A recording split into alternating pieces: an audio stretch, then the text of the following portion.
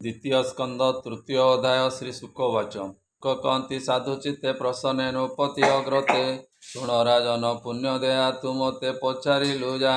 मनुष्य मदे साधुवाणी मरण काले ताहा जाणी एवे कहवा ज्ञान सार बकत जनक व्यवहार ब्रह्म तेजकु जार इच्छा ब्रह्म भजने तार दीक्षा इंद्रिय सुखे जार भाव से नर इंद्र को पूजिब संतति अर्थे जार मति से प्राणी पूजे प्रजापति कामे दुर्गा देवी पूजे तेजस्वी सेवे ग्रह राजे धनार्थी पूजे धन स्वामी रुद्र को पूजे वीर्य कामी ए सेवे अदिति देव माता भक्ष अर्जुन तेजार चिंता ए देव को पूजे स्वर्ग कामी विश्व देवा को राजस्वामी ए साध्य को पूजे प्रजा अर्थे अस्मिनी सुते आयु पते जे प्राणी पुष्टि अर्थे कामी आनंदे पूजिव से भूमि प्रतिष्ठा जेबे नर इच्छे से पूजे भूमि अंतरिके सुंदर रूपे जार भाव से नर पूजिब गंधर्व जे नर इच्छे दिव्य नारी भावे उर्वशी पूजा करी सर्व संपदे जार इच्छा से नर पूजिब विधाता हे जस इच्छई जेहु नर यज्ञ पूजिब यज्ञेश्वर रत्न भंडार जे इच्छन्ति वरुण देवंकु सेवन्ति ईश्वर पूजे विद्या अर्थे दाम्पत्य अर्थे उमा सती धर्मार्थी पूजे नारायणे संतात पाई पितृगणे ए पक्षीगण को रक्षा कामे बलिष्ठ पूजे प्रभंजने सकल राज्य राजपण से सेवा करे मनुगण ए शत्रु मारणे जार वांछा निरति अभिसार इच्छा सोम को पूजे कर्म कामी अकामी आत्मारा मोरमी अकामे अबा सर्व कामे जेवा वांछन्ति मुख्य कामे परम पुरुष चरणे सेवा करिवे दासपणे एणु से ताहांक जीवन जन्म मरणे धन्य धन्य परम पद से लभंती विष्णु चरणे नित्य चिंते हरि भक्त जन संगे तरइए भव तरंगे ज्ञान प्रसरे भक्ति बले त्रिगुण रही निश्चले आत्मा प्रसन्न अविवेक गुण असंग बेनी लोक कैवल्य लभिबार पथ ए भक्त जोगींकर मत केबा नर से भावे आत्मार कैवल्य लाभे सौनकवाच हेमते सुख मुखु शुणी से नृप कूल चूड़ामणि पुणी से अभिमनु बला अन्य कि प्रश्न पचारिला से कथा आम्भे भले जानी तरिबु भव तरंगिणी भर अच्छी जेबे स्नेह सदय चिते सुतक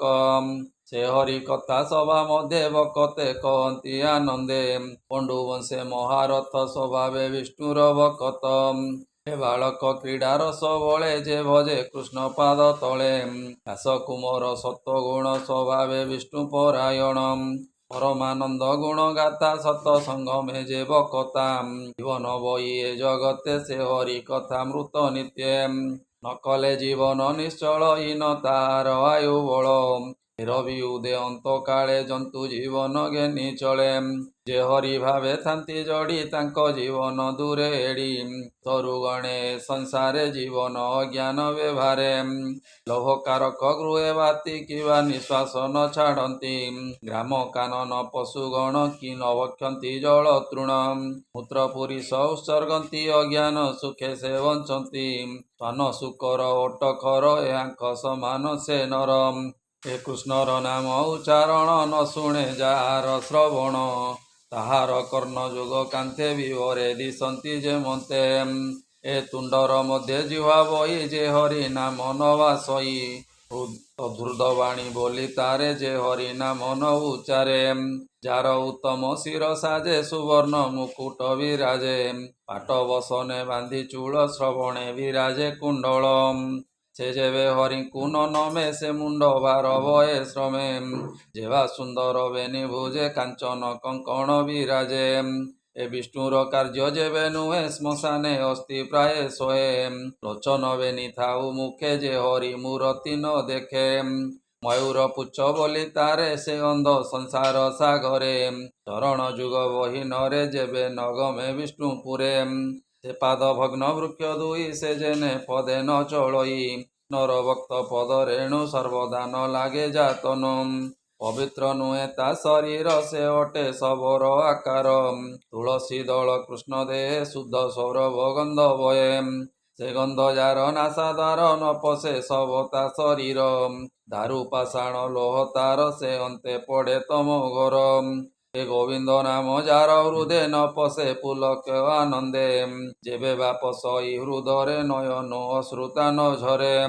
ତାର ହୃଦୟ ଶ୍ମଶାର ବହି ଲୌହମୟ ଭାର ସୁତ ଶୁଣ କୃଷ୍ଣ ଗୁଣ ଶୁଣାଅ ଆମ୍ବର ଶ୍ରବଣ ଯେ ସାଧୁ ପ୍ରଶ୍ନ ପରୀକ୍ଷିତ ପୁଛିଲା ମୁନିକ ଗ୍ରତ